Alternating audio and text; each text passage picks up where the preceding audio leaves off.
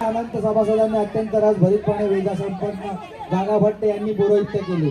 शिवाजीराजे 32 माण सोन्याच्या सिंहासनावर बसले. असंख्य लोक रायगडावर आले. राज्याभिषेकासाठी 1,42,00,000 रुपये इतका खर्च झाला.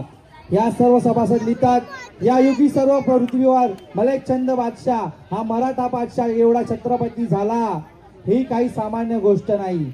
आत्ताच्या अफगाणिस्तानापासून ते बांगलादेशापर्यंत आणि नेपाळपासून ते तमिळनाडू पर्यंत मोगल बादशाह औरंगजेब, आदिलशाह, कुतुबशाहचे राज्य होते. अशा कठीण परिस्थितीत लढणे, राज्य निर्माण करणे, राज्याभिषेक करून घेणे हे मोठे भव्य दिव्य उत्तुंग असं कार्य होतं. 350 वर्ष जी धार्मिक सत्ता होती त्या धार्मिक सत्तेला लाथ मारून छत्रपती शिवाजी महाराजांनी राज्याभिषेक करून घेतला.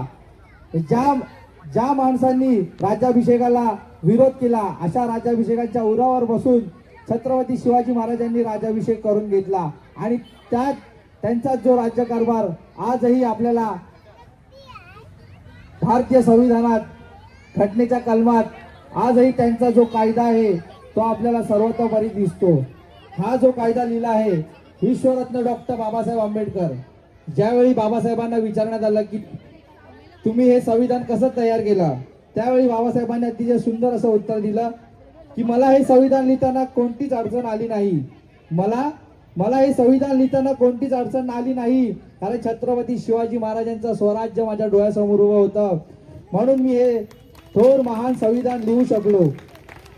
ज्यावेळी डॉक्टर बाबासाहेब आंबेडकर लंडनहून बॅरिस्टरी पदवी घेऊन आले, डिसेंबर 1927चा जो दिवस डॉक्टर बाबासाहेब आंबेडकर आपल्या सर्व साथीदारांसोबत रायगड किल्ल्यावर राहण्यासाठी गेले, मुक्कामीसाठी गेले. डॉक्टर बाबासाहेब आंबेडकर पाचडमध्ये अशी अफवा पसरली की बाबासाहेबांनी गड पाठवला म्हणून लोक बाबासाहेबांना जीव मारण्यासाठी आली होती. पण मशालीच्या रायगडाच्या दरवाजावर मशाली घेऊन लोक बाबासाहेबांची सेवा रक्षण करण्यासाठी उभे होते. तसेच बॅरिस्टरी पदवी घेऊन आल्यानंतर डॉक्टर बाबासाहेब आंबेडकर यांनी अत्यंत आत्मीयतेने रायगड हा गड बघितला. धर्मशाळेत बाबासाहेबांनी एक रात्र वस्ती केली. ज्या गंगासागर तलावात लोकमान्यांनी पोहून आंघोळ केली ते गंगासागर तलाव पाणी पिण्यासाठी आपण वापरतो, ते तलाव घाण होऊ नये यासाठी डॉक्टर बाबासाहेब आंबेडकरांनी हांडे घेऊन पाणी बाहेर काढून तिथे आंघोळ घेतली व तसेच जय भवानी जय शिवाजी अशी घोषणा देत संपूर्ण रायगडाचा अभ्यास केला. तसेच ब्राह्मणी परंपरा आणि शिवाजी महाराज हे पुस्तक डॉक्टर बाबासाहेब आंबेडकरांनी लिहिलं आणि तोच कायदा अजूनही आपला भारत देशात चालतो आणि चालत राहील.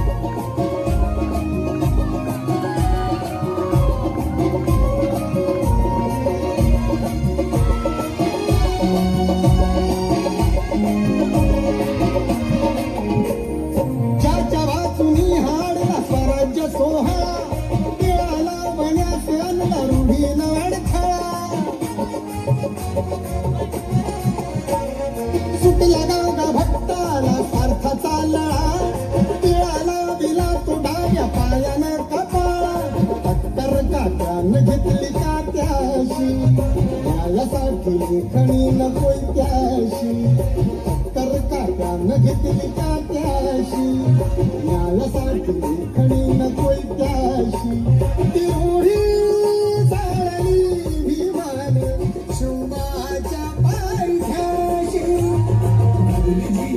त्या माझ्या नात्याशी माझ्या रयतेच्या राजाशी मरलीची मुली त्या माझ्या नात्याशी माझ्या रयतेच्या राजाशी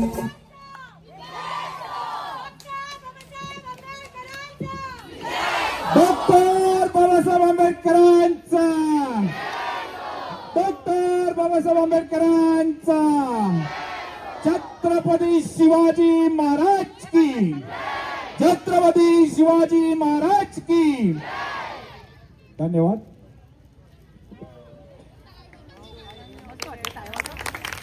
धन्यवाद